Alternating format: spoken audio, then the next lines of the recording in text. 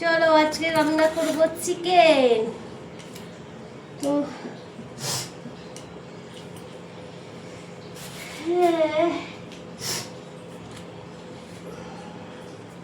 এই যে কড়াই তেল দিয়ে দিয়েছি।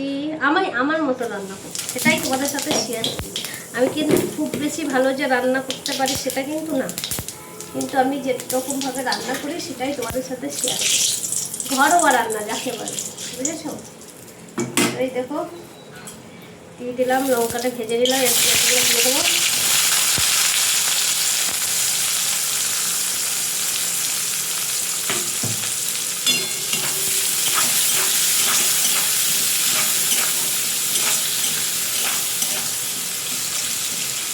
ভালো করে পেঁয়াজটাকে কষিয়ে নেব।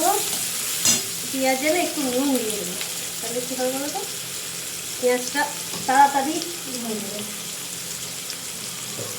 পেঁয়াজটা তাহলে তাড়াতাড়ি ভেজে যাবে, বুঝেছো?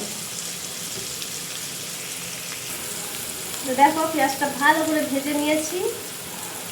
এবার দেবো হচ্ছে এই যে আদা আর রসুন একসাথে বেটে নিয়েছি, এটা ভালো করে কষাবো যতক্ষণ না আদা রসুনের গন্ধটা যাবে ততক্ষণ।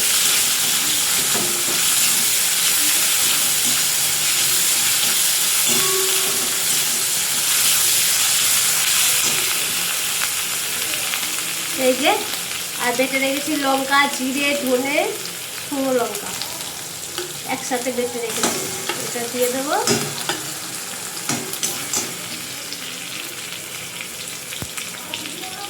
জলটা কোথায়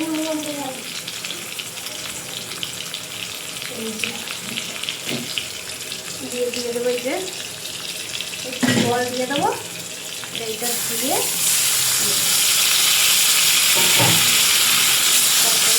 একসাথে মশলাটা কষাবো।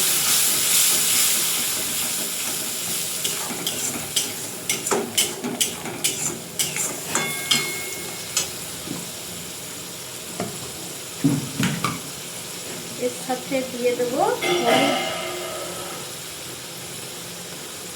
আর নুনটা যেহেতু অনেকটাই দিয়েছি, আলুতেও নুন দেওয়া আছে, তো এখন আর দেবো না, যদি লাগে তখন দেবো আবার নুনটা।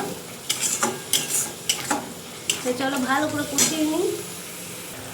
তো বন্ধুরা আমি আমার মতো করে রান্না করি, জানি খুব বেশি ভালো রান্না করতে পারি না, তবুও যেটুকু পারি সেটুকুই তোমাদের সাথে শেয়ার করি, ভালো লাগে শেয়ার করতে।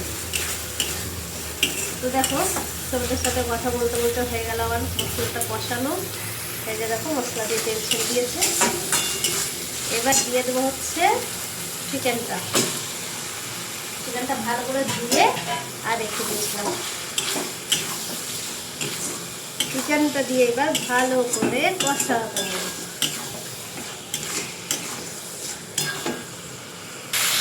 দেখো চিকেনটা অনেকটা কষানো হয়ে গেছে, এবার দিয়ে দেবো এই যে ভেজে রাখা আলুটা, দিয়ে এবার একসাথে কষাবো।